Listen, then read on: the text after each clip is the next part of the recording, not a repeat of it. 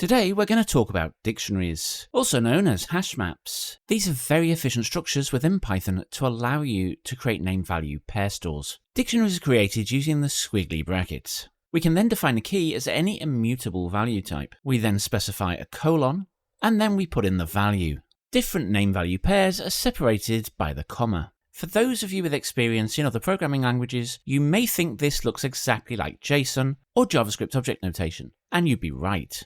The only key difference is that in JSON you can't use single quotes, whereas in Python we can. For those of you who watched my previous video on lists, you can think of dictionaries a bit like a list, but instead of using the index to look up or set the value, we use the key. Just like a list, dictionaries are also mutable and ordered. Well, at least if you use Python 3.7 or above. Before then, dictionaries were unordered. It's important to note that the keys in dictionaries cannot be duplicated. If you try and set a value for a key that already exists, the existing key's value will be overwritten. Just like all other collection types in Python, you can find the length, i.e. the number of value pairs in a dictionary by using the len function.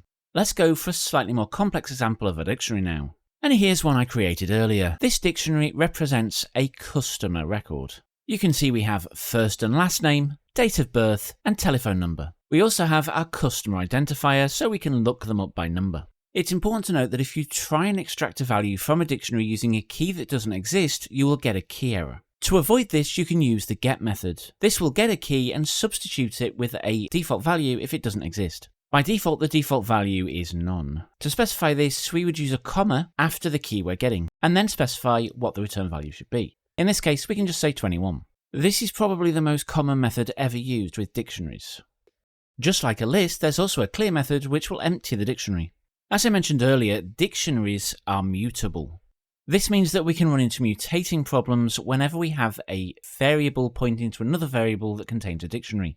To get around this, there is a copy method which will copy the dictionary into the other memory location, keeping the two completely isolated. Dictionaries have other methods that give us different ways of iterating over the dictionary object. For this, we have keys, we have values, and we have items.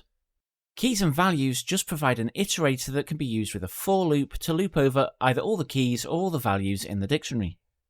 Items returns an iterable that will go over the keys and values in tuple form. So the 0 index of the tuple will contain your key, and the 1 index will contain the value.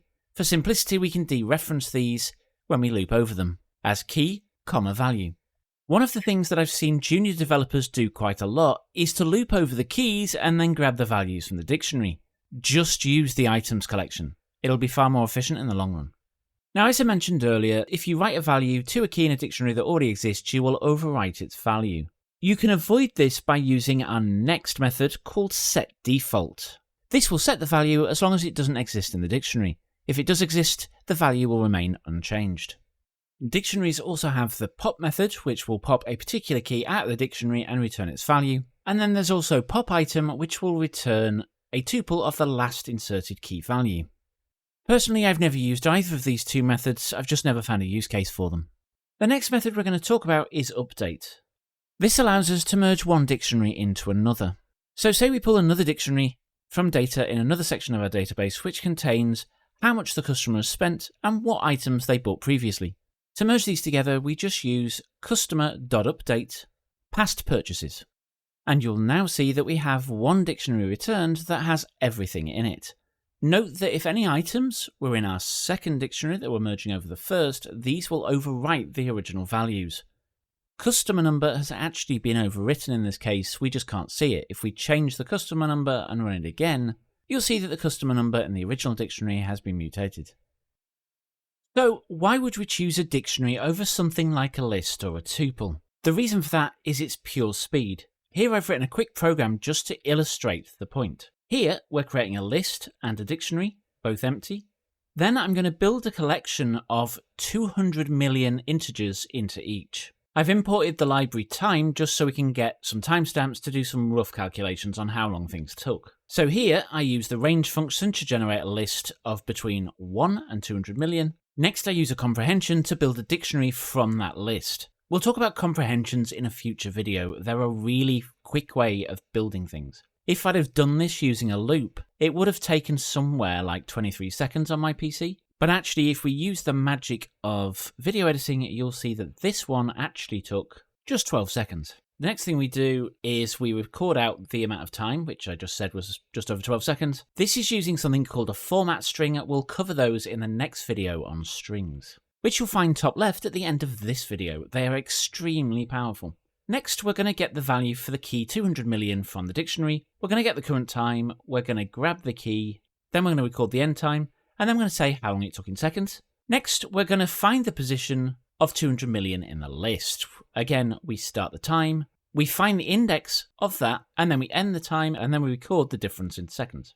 And you'll actually see here that with 200 million items, it's substantial.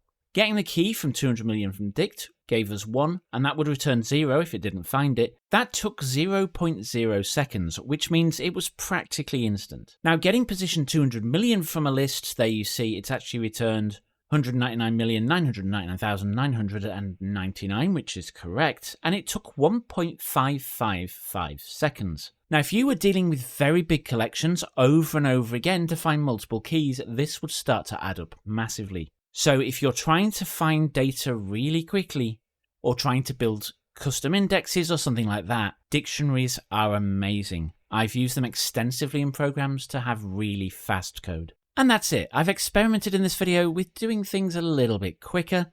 Let me know if you prefer this format or the previous in the comments below. And with that, thank you for watching, and I hope to see you on the next one.